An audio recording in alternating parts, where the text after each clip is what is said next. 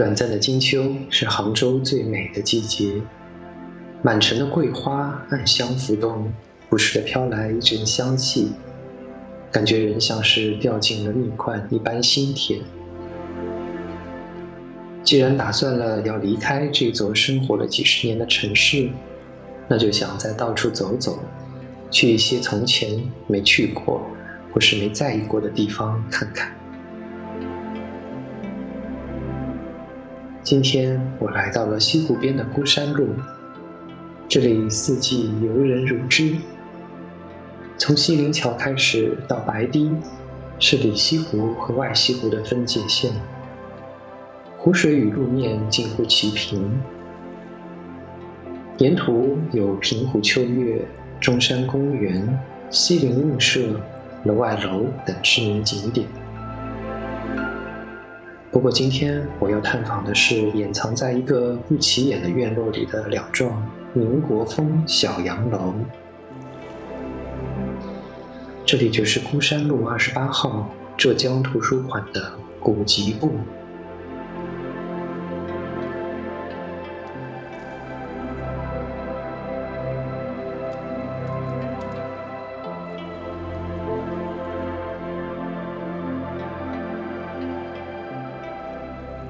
在绿荫的遮蔽下，一幢红色，一幢白色，幽静的恍如隔世，仿佛有说不完的故事。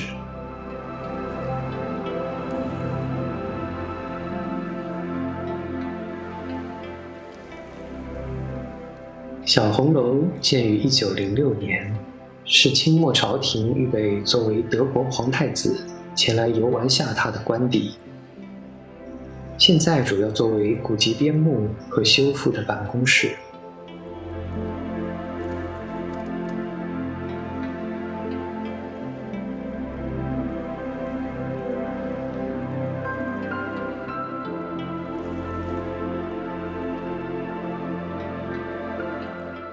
斑驳的红砖墙上精雕细琢的欧式装饰设计，还透露出它曾经的奢华感。拱形门和连廊坡顶藏不住当年的精致优雅，我不禁放慢脚步，细细地寻找和品味年代留下的印记。一探头，我还看见了一个个古老的樟木箱，还有工作人员在安静地修编着古籍。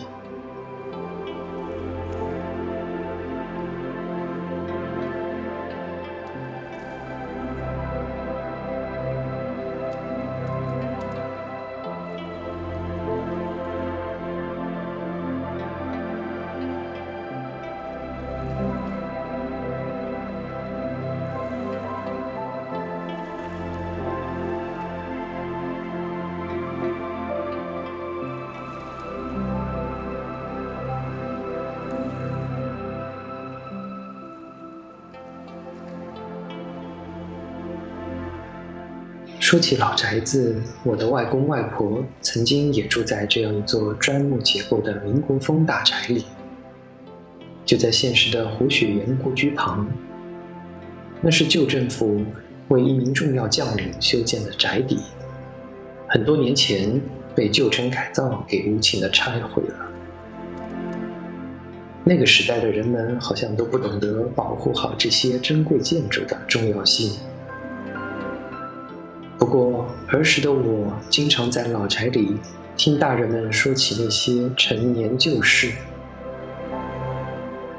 后来的很多年里，我喜欢一个人去到上海的法租界，常常被这样的民国风建筑所吸引，驻足遐想。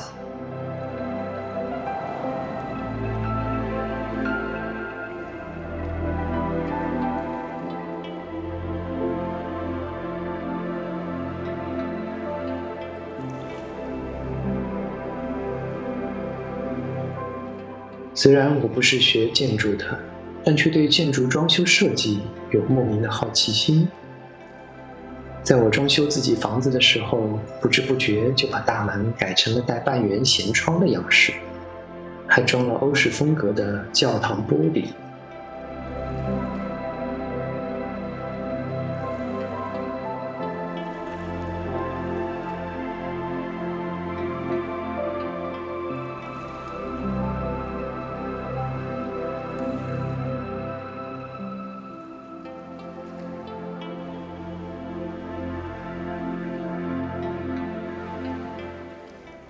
说回这两幢建筑，它们是中国最早的近代公共图书馆，原来称为浙江藏书楼，是浙江省文物保护单位，就是做过国民党上海警备司令的别墅，后来也做过四库全书的藏书楼。现在作为浙江图书馆的古籍部，这里的全部藏书都是古籍。由于修缮的原因，现在并不允许游客进入阅览和参观，我们也只能遗憾地在外面逛了一下。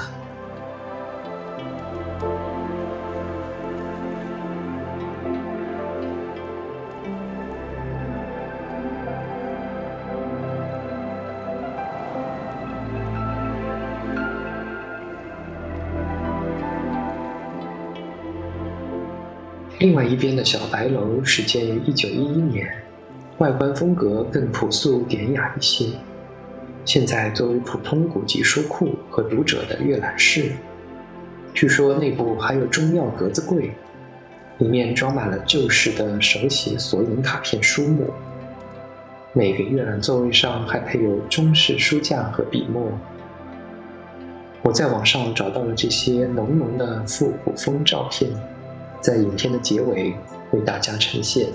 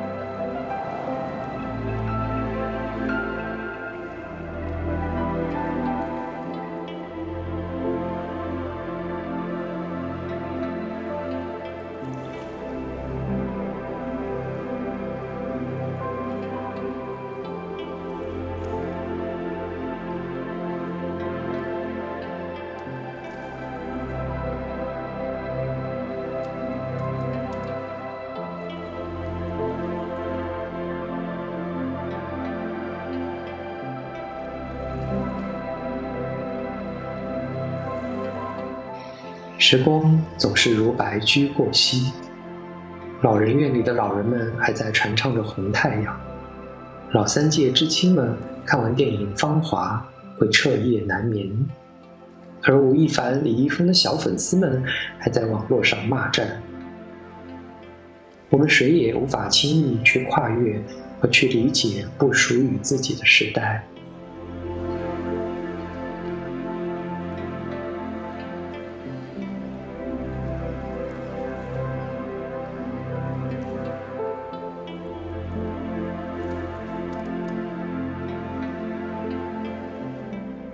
历史的洪流裹挟着不同时代的人，踏过了必经的烦恼曲折。但在这些历久弥新的建筑和古迹面前，一切又像是曾经风靡一时的歌谣，似曾相识，却又总归渐行渐远。滚滚红尘之中，又有几个人能主宰得了自己的浮沉呢？